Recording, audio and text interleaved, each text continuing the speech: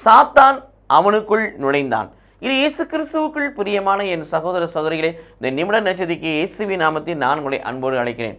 சாத்தான் அவனுக்குள் நுழைந்தான். எவனுக்குள்? யூதாசுக்குள். ஏன்?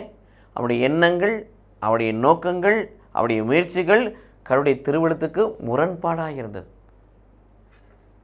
அவனை குறித்து பலர் பலவிதமாக சொன்னாலும் கூட அவன் செய்த செயல்கள் கடவுளுக்கு ஏற்றது அல்ல, திருவிழத்துக்கு ஏற்றது அல்ல, கடவுள் இருப்பதுக்கு ஏற்றதல்ல, கடவுளுக்கு திருவிழத்துக்கு எதிர்மறையான ஒரு காரியத்தை அவன் செய்தான்.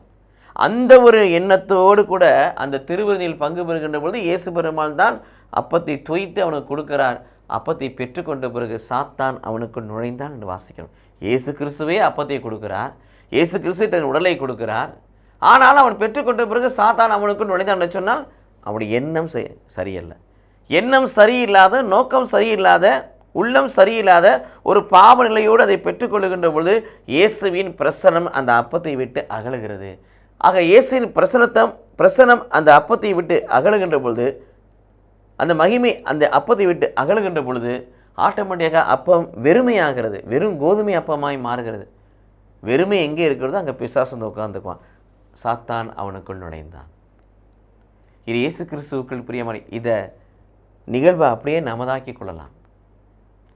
எண்ணங்கள் சரியில்லாதபடி, பாவத்தை அறிக்கை செய்யாதபடி, பாவ மன்னிப்பின் நிச்சயத்தை பெற்றுக்கொள்ளாதபடி, இறைவார்த்தை கேட்டு பரலோக நிச்சயத்தை பெற்றுக்கொள்ளாதபடி, மன்னிப்பு வழிபாட்டில் மன்னிப்பை பெறாமல், வார்த்தை வழிபாட்டில் பரிசுத்தமாக்கப்படாமல், காணிக்கை பவனியில் தம்மையே அர்ப்பணித்து இயேசு கிறிஸ்து சரீரத்தோடு இயேசு கிறிஸ்துடைய உடலோடு நம்மையே அர்ப்பணித்து அப்பமும் ரசமும் இயேசு கிறிஸ்துவின் உடலாய் இரத்தமாய் மாறுவது போல தூய ஆவியின் துணையிலே நாமும் நம்மை ஒப்புகின்ற பொழுது மறுவாக்கப்படுறோம்.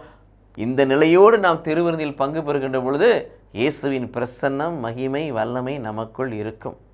உயிர்ப்பு நிச்சயிக்கப்படும்.